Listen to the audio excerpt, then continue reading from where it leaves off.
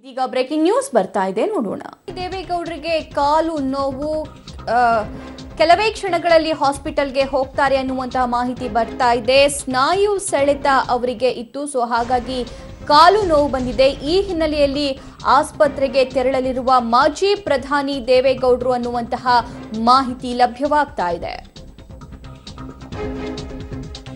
Okay, ಹೆಚ್ಚಿನ updates ಪಡ್ಕೊಳ್ಳೋಣ ನಮ್ಮ ಪ್ರತಿನಿಧಿ ಸುಕೇಶ್ ಅವರಿಂದ. ಸುಕೇಶ್, ಏನಾಗಿದೆ ಮಾಜಿ ಪ್ರಧಾನಿ ದೇವೇಗೌಡರಿಗೆ? ಯಾವ ಹಾಸ್ಪಿಟಲ್ಗೆ ಹೋಗ್ತಾರೆ? ಸಭೆಯನ್ನು ತಡರಾತ್ರಿ ದೆಹಲಿಯಿಂದ ಬಂದಿರತಕ್ಕಂತ ದೇವೇಗೌಡರಿಗೆ ಇಂದು ಬೆಳಿಗ್ಗೆ ಕಾಲು ಉಳುಕಿರುವಂತದ್ದು. ಅಂದ್ರೆ ಅವರು ತಮ್ಮ ಕೊಠಡಿಯಲ್ಲಿ ಹೋಗುವಂತ ಸಂದರ್ಭದಲ್ಲಿ ಸ್ವಲ್ಪ ಕಾಲು ಟ್ವಿಸ್ಟ್ ಆದ ಕಾರಣ ಅವರು ಬೀಳುವಂತ ಒಂದು ವಾತಾವರಣ ನಿರ್ಮಾಣ ಆಗಿತ್ತು. ಆ ನಂತರದಲ್ಲಿ ಬೇರೆ ಯಾವುದೇ ರೀತಿಯ ಒಂದು ಗಾಯ ಅಥವಾ ಏಟಾಗಿಲ್ಲ. ಕಾಲು ಮಾತ್ರ ಸ್ವಲ್ಪ ಮಟ್ಟಿಗೆ ಟ್ವಿಸ್ಟ್ ಆಗಿರೋದ್ರಿಂದ ಅದು ಊದ್ಕೊಂಡಿದೆ ಅನ್ನುವಂಥದ್ದು ಕೂಡ ಗೊತ್ತಾಗಿದೆ. ಆದ್ರೂ ಕೂಡ ಈಗ ಅವರು ತಮ್ಮ ನಿವಾಸದಲ್ಲಿ ಜನರನ್ನ ಮಾತನಾಡಿಸುವಂತ ಕೆಲಸವನ್ನ ಮಾಡ್ತಾ ಇದ್ರೆ. ಸುಮಾರು ಒಂದು 12 ಗಂಟೆಯ ನಂತರ ಅವರು ಯಾವ್ದಾದ್ರು ಖಾಸಗಿ ಆಸ್ಪತ್ರೆಗೆ ಹೋಗಿ ಚಿಕಿತ್ಸೆಯನ್ನ ಪಡೆಯುವಂತ ಸಾಧ್ಯತೆ ಇದೆ. ಕಾಲು ಸ್ವಲ್ಪ ಮಟ್ಟಿಗಿನ ಊತ ಕಂಡು ಬಂದಿದೆ ಅನ್ನುವಂತ ಮಾಹಿತಿ ಕೂಡ ಸಿಗ್ತಾ ಇದೆ. ಓಕೆ ಸುಕೇಶ್, ಥ್ಯಾಂಕ್ ಯು ನಿಮ್ಮೆಲ್ಲ ಮಾಹಿತಿಗೆ.